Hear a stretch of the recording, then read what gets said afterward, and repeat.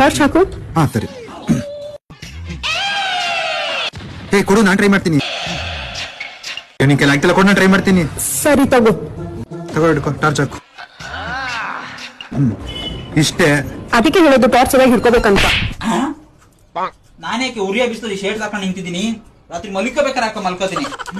ನನ್ ಮಂಕಿ ಮತ್ತೆ ಟ್ಯಾಚ್ ಇಬ್ಬರೇ ಎಡ್ದುಗಳವ್ರೆ ಅನ್ಕೊಂಡಿದೆ. ನೀನು ಎಡ್ದುಲ್ ultra pro max premium HD. ಎಷ್ಟಾದ್ರೂ ಟಿಕ್ ಟಾಕ್ ಯೂನಿವರ್ಸಿಟಿ ಗ್ರಾಜುಯೇಟ್ಸ್ ಗಳವೆ. ಟಿಕ್ ಟಾಕ್ ಬ್ಯಾಚ್ ಅವರು ನಿಮ್ ಕಂಟೆಂಟ್ಸ್ ಅಲ್ಲಿ ಲಾಜಿಕ್ ನಿಂದ ಜಾಸ್ತಿ ಲೇಡೀಸ್ ಗಳು ಇರ್ತಾರೆ.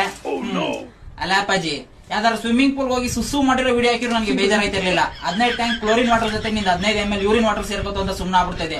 ಆದ್ರೆ ಈ ಬೇಸಿಗೆಯಲ್ಲಿ ಮಠ ಮಧ್ಯಾಹ್ನ ಉರಿಯೋ ಬಿಸಿಲಲ್ಲಿ ಆಚ್ ಕಡೆ ನಿಂತಿರೋ ಕಾರಣ ಮೊಬೈಲ್ ಫ್ಲಾಶ್ ಲೈಟ್ ಹಾಕೊಂಡು ಕೀನ ತುರ್ಸಕ್ ಹೋಯ್ತಾ ಇದೆಯಲ್ಲ.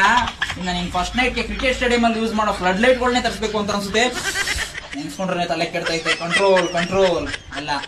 ನಾರ್ತ್ ಅಲ್ಲಿ ಬಾಲಿವುಡ್ ಅವರೆಲ್ಲ ಕಂಟೆಂಟ್ಸ್ ಇದ್ದಾರೆ. ನಮ್ ಕನ್ನಡ ಸಿನಿಮಾ ಕಂಟೆಂಟ್ ಗಳನ್ನ ಎತ್ಕೊಂಡು ಹೋಗಿ ಅವ್ರ ಸಿನಿಮಾಗ ಹಾಕಿ ಓಡಿಸ್ತಾ ಇದ್ರೆ, ನೀನ್ ನಾರ್ತ್ ಅವ್ರು ಯಾರು ಚಪ್ಪರಿಗಳು ಮಾಡಿರೋ ರೀಲ್ಸ್ ನ ರಿಮೇಕ್ ಮಾಡ್ಬಿಟ್ಟು ನಮ್ ಕನ್ನಡ ಜನತೆಗೆ ತಿರುಗ್ತಿಲಿ.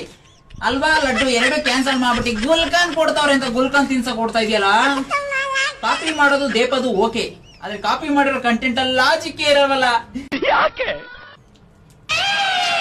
ಸಂಜಯವಾ, ನಿನ್ ಬಗ್ಗೆ 2ನೇ ಮಾತೇ ಇಲ್ಲ ಕಣವಾ. ಹೋಗವಾ ಹೋಗು. ನೀನ್ ಹೋಗ್ಲಿಲ್ಲ ಅಂದ್ರೆ ನಾನೇ ಹೋಗ್ಬಿಡ್ತೀನಿ. ಯಾರನ್ನೋ ನೀವು